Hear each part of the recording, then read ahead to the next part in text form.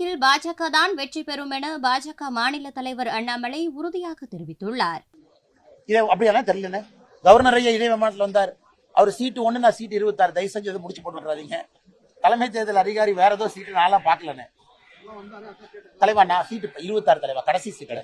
அதனாலதான் கடைசியா வந்து இந்த பிரச்சனையே வேண்டாம் தான் பிளைட்ல கடைசி சீட் எடுத்து உட்காந்துக்க. எமர்ஜென்சி எக்ஸிட் பக்கத்துல உட்கார்ந்தாலும் பிரச்சனை பண்றீங்க. முன்னறிக்கையில் உட்காந்து யாராச்சும் விஐபி பக்கத்துல போட்டோ எடுத்து போட்டுறாங்க. பேசாம கடைசி சீட்ல உட்காந்து வரும். நமக்கு எதுக்கு பிரச்சனை? அண்ணே நீங்க பாருங்க, எழுதி கொடுக்குறேன். கோயம்புத்தூர்ல பாரதிய ஜனதா கட்சி ஜெயிக்கும். எழுதி கொடுத்துட்டு போறேன். பாரதிய ஜனதா கட்சி ஒரு சரித்திர வெற்றி. கோயம்புத்தூர், பொள்ளாச்சி, நீலகிரி, ஈரோடு, திருப்பூர், கொங்கு பகுதி எல்லாம் முழுசா மாறிடுச்சு. கட்சிகள்லாம் கலந்த காலத்துல உட்கார்ந்து பேசிட்டு இருக்கலாம். இதெல்லாம் பொய் பேச்சு.